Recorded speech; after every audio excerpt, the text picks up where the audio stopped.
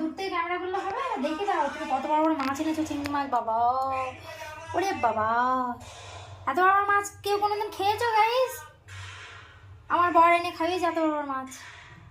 দেখো দেখো, ভীষণ বড় বড় চিংড়ি মাছ।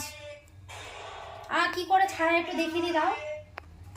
এই যে পিছনের দিক থেকে এই যে ল্যাস দিয়ে এই যে এইগুলো কি বলে, খাদ্যনালী না কি বলে আমি জানি না। তো যাই হোক, পিছনে যে একটা নোংরা টাইপের থাকে না সারা মানে শরীর জুড়ে মেরুদণ্ডটা পুরো, তো সেটাই আমি টেনে টেনে বের করছি। কারণ এইগুলো যদি ভুল করেও খেয়ে নেই আমরা, তো সেখানে কি হয়, পেট খারাপ হয়। এই যে দেখো ভালো করে, দেখেছ?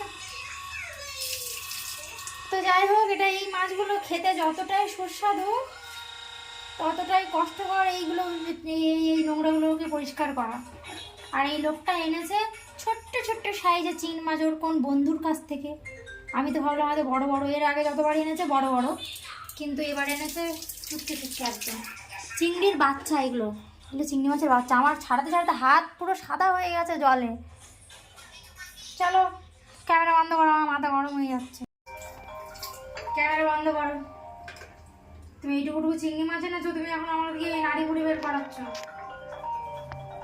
খাওয়ার বেলা তখন বলবো আমাকে বেশি করে দাও, আর এখন গন্ধে নাক ঠিক করছে। দেখো সাইজগুলো দেখো, সাইজ দেখো চিংড়ি মাছ। এগুলো চিংড়ি মাছ, এগুলো চিংড়ি মাছ না মুড়ো পুঁটি, আমি ঠিক বুঝতে পারছি না। কিপটে পুরো, আবার মাঝখানে বলে দিলে হয়ে যাচ্ছে।